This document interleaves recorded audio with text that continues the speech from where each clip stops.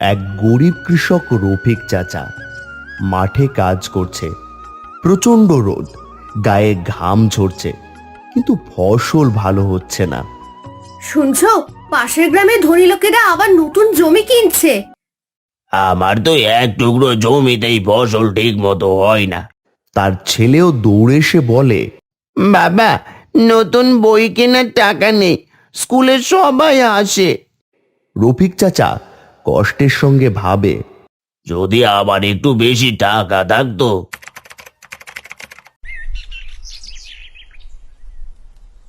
একদিন সকালে রফিক চাচা খেতে চাষ করার সময় কোদাল দিয়ে কিছু শক্ত জিনিসে আঘাত করে। সে মাটি খুঁড়ে দেখে নিচে একটি পুরনো স্বর্ণের হাড়ি। সে হা করে তাকিয়ে থাকে। এটা কি? আমি কি স্বপ্ন দেখছি? সে হাড়িটি তুলতে গেলে হঠাৎ পাশে এক বৃদ্ধ লোক হাজির হয়। ওহে কৃষক, এটা একটা জাদুকরি স্বর্ণ ভান্ডার, কিন্তু রফিক অবাক হয়ে জিজ্ঞেস করে, কিন্তু কি? এই স্বর্ণ শুধু তারা নিতে পারবে যারা এটা সঠিকভাবে ব্যবহার করবে। রফিক চাচা বাড়িতে এসে স্ত্রীকে দেখায়, আমরা ধনী হয়ে গেছি। যাক, এখন তো রাজকীয় জীবন শুরু হবে। প্রথমে রফিক নতুন কাপড়, গয়না, দামের জিনিসপত্র কিনতে শুরু করে। সে তার ক্ষেতের কাজ বন্ধ করে দেয়, দিনভর বিশ্রাম নেয়। আরে, রফিক তো বদলে গেল। ও কাজ করে না, শুধু টাকা ওড়ায়। রফিক ভাবে, টাকা তো আছে, কাজ করার দরকার কি? একদিন রফিক রাতে স্বপ্ন দেখে বৃদ্ধ লোকটি আবার এসেছে।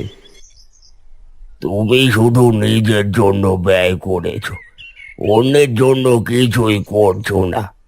সকালে উঠে সে দৌড়ে স্বর্ণের হাড়ির কাছে যায়, কিন্তু দেখে সেখানে কিছুই নেই, হাড়ি গায়েব। সে হতভম্ব হয়ে ভাবে, আমার সব টাকা কোথায় গেল?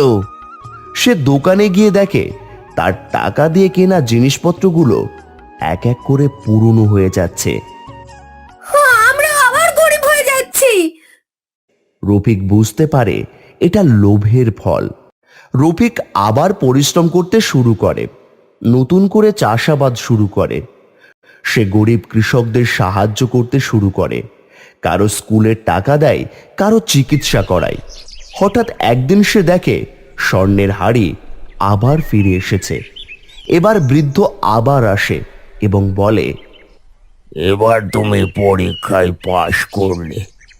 রফিক হাসে আর ভাবে, টাকা থাকলে সুখী হওয়া যায় না, সঠিকভাবে ব্যবহার করলেই জীবন সুন্দর হয়। রফিক এখন শুধু নিজের জন্য নয়, পুরো গ্রামের জন্য কাজ করে। তার ছেলেও খুশি, কারণ সে নতুন বই পেয়েছে।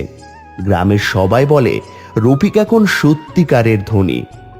লোভ মানুষকে ধ্বংস করে, কিন্তু পরিশ্রম আর উদারতা মানুষকে সত্যিকারের ধনী বানায়।